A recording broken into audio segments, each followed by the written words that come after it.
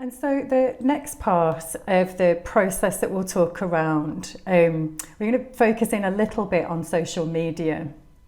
So back in May, when we last ran this particular event, the Promoting Your Organisation event, we talked to 53 businesses then about their preferences on social media and the different platforms, really focusing in, I guess, on LinkedIn, Facebook and Twitter as the top three.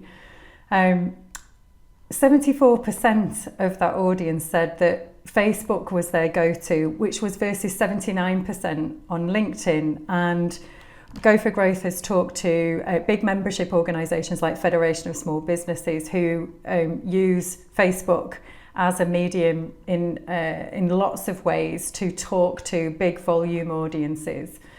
And I know from a couple of economic development teams that from a comms perspective, from a communication perspective, Facebook can often be the preferred platform. But it's probably true to say, and certainly in my procurement career, I've never utilised Facebook. It's rarely used in procurement or commissioning, I think, as the go-to platform, either to advertise opportunities or to engage. Do you think things will change? Is there something that the public sector needs to see to be convinced of using other platforms outside of LinkedIn, or just portals or your own websites? Or does the market need actually to use something different? You know, how do we address, if we're all networking somewhere but different places to each other, how do we bring that together a little bit better, do you think?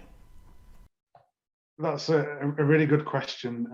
And when we were discussing this previously, I don't use Facebook for social media in terms of the county council and advertising. So I was really quite taken aback by the numbers. So we use LinkedIn and Twitter almost exclusively in terms of social media. So I guess the sort of challenge for me on this is actually, if I got it wrong. So am I missing out on an area of potential sort of growth in terms of reaching different parts of the market? So that's something I'm going to sort of ponder and think around. But for sure, some of our thinking around how we engage with social media, it's really to get messages out to organisations. And what we probably don't use it as in terms of interaction at North Yorkshire is something that's sort of live where we seek feedback that way. We often use it as a signpost or an ability to point people at, as we say, a pre-procurement event or some type of opportunity that we want people to interact with. So I think in terms of that social media use, we on our side of this need to maybe broaden our horizons, because if suppliers are saying, look, we would expect to see your opportunities marketed here, well, I can't be sort of pig-headed about that and say, well, I don't use Facebook or I don't use Twitter. We have to go where the people are, because it's in our interests to make sure we reach as many suppliers. And if suppliers are operating in an area of social media that we are not reaching, the people that are going to lose out are us, because we are missing out on their skills, their expertise.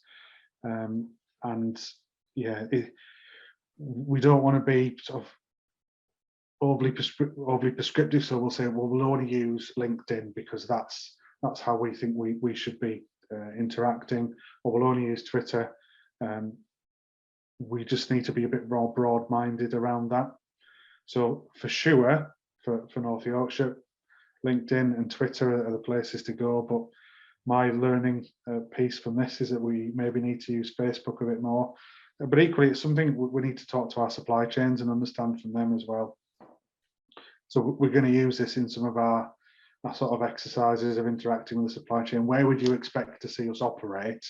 And then actually we can sort of craft our message and our use of those social media platforms to make sure that we are interacting in the right way. And I guess as a follow-on question is it just as a signpost to something else, or is it, can we use these to be a bit more interactive and gain information? And again, really interested in people's views on that.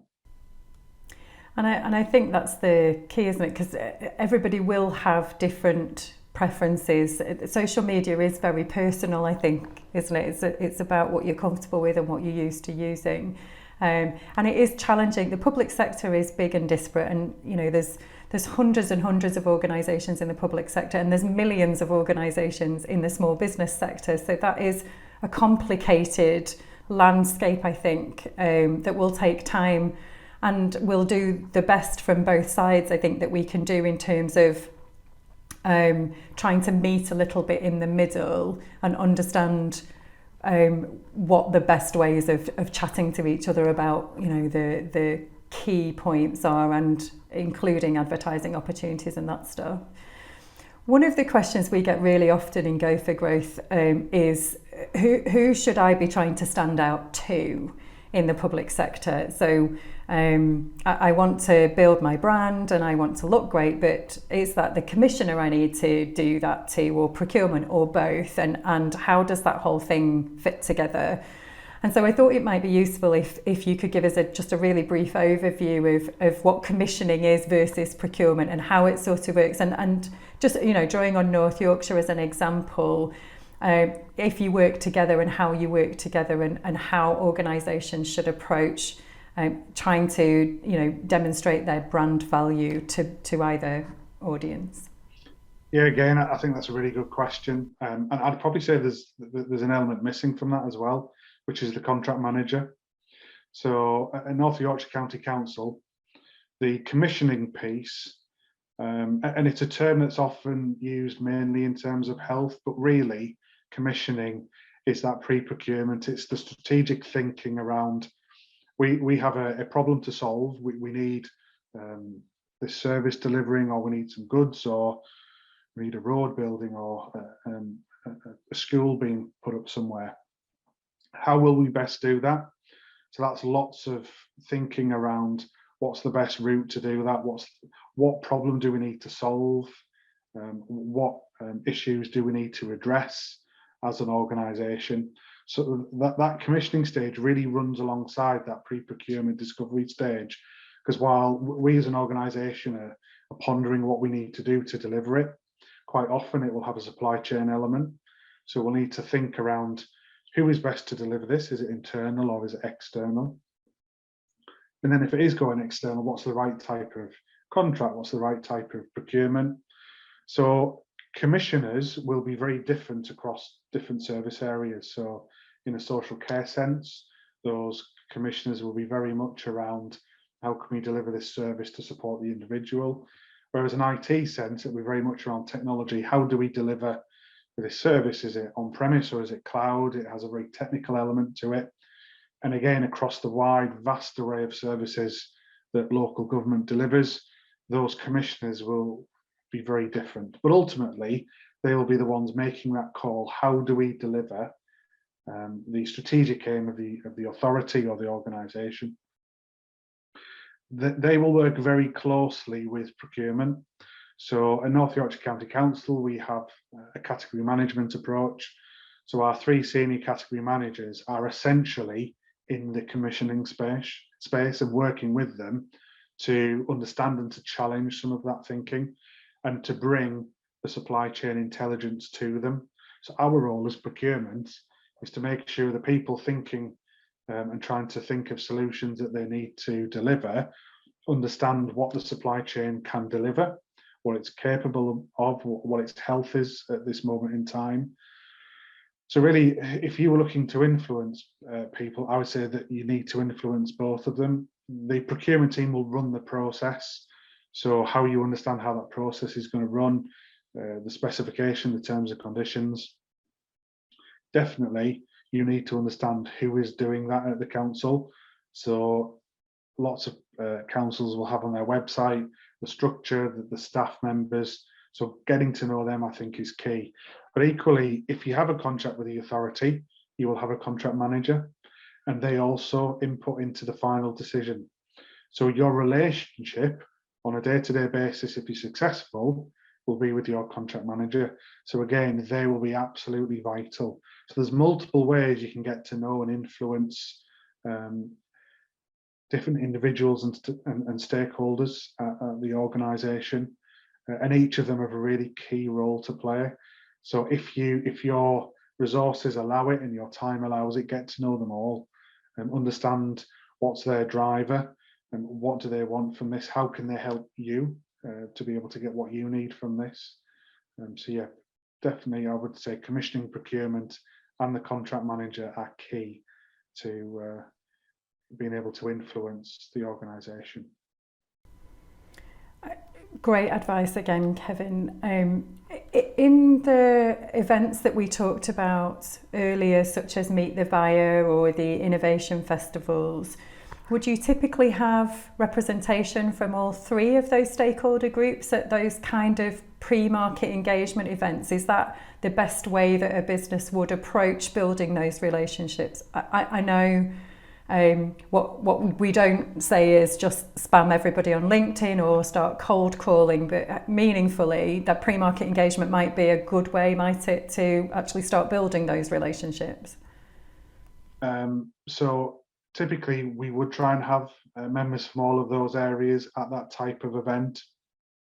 So for sure, you would certainly be with people who are constructing the specification, the terms and conditions, but equally would also like to have contract managers there too as well, because they actually understand that relationship and actually what's going on. So they have a very clear view of performance of the individual contractor themselves, but also what they would like to see, the sort of pitfalls. So yeah, we would certainly try and get members of all three there.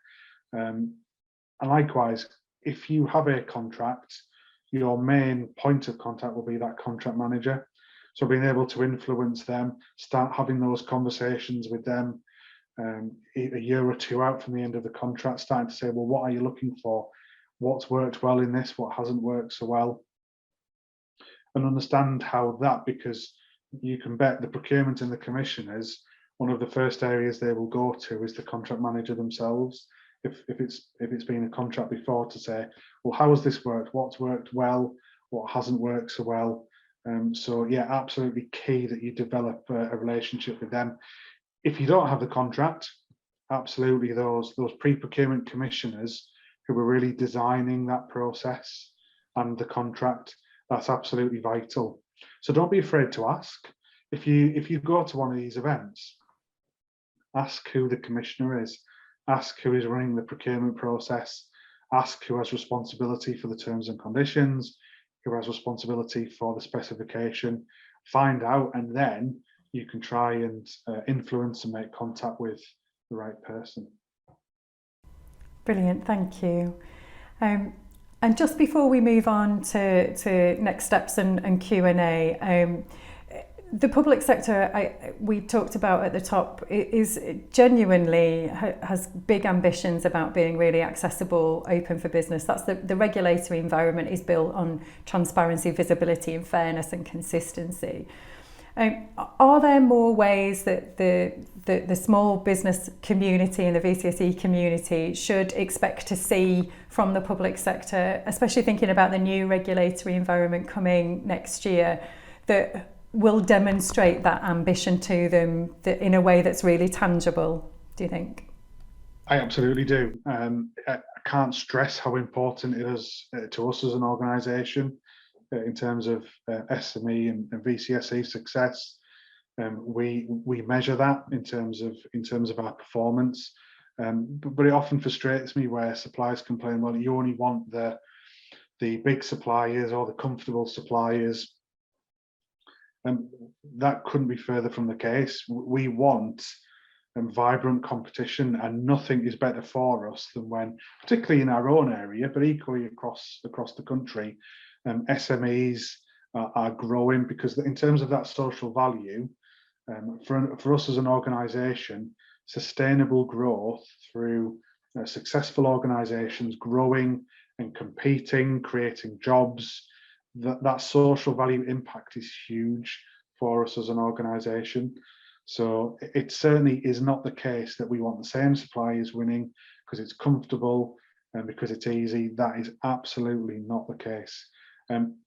SMEs coming in and being competitive, VCSEs being confident, and being able to mix it with those supply chains, that is exactly what we want. And in terms of the new public procurement regs, the policy statement that sits above that, that will really drive our commissioning and our decision making, social value is right at the heart of that. So if you are an organisation, no matter how small, but you are growing, you are creating jobs, you're creating value in your local area, you've got a really strong, powerful story to tell, and that will really play into lots of the targets that we have as organisations as we try and place contracts that aren't just delivering the sort of pounds and pence value, but that wider social value of social improvement, jobs, education. It's absolutely vital. So don't ever doubt your ability to have a key impact on one of the key policy objectives for local government and central government. And I think that's such a strong message that now is a great time if you're even considering the public sector as a market. It's never been probably more open than it is and will become in the future. So now is a really great time to think about the public sector as a potential client or a growth area for any organisation. Brilliant, thank you, Kevin.